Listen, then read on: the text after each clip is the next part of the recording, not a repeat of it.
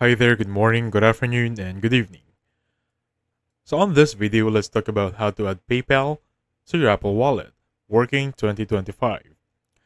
Now, the first thing you're going to do right now is check on your settings and check if you're having the latest version of iOS on your iPhone. So I think iOS 1.6 is out right now. As you can see right here, I have no pending update, and I still have iOS 18.5. Now, once making sure there is no pending update for your version, look for Wallet. If you can find it, utilize the search bar, type in Wallet right there, and that is going to be your Wallet app. However, you cannot add some cards here. What you can do is go back on settings, go for Wallet and Apple Pay, should be this one right there. Last option, open it up, and click on Add Card. Now, just as a disclaimer, the option to add PayPal is still gonna be in certain areas, such as the United States.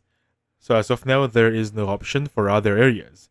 However, the process is click on debit and credit card.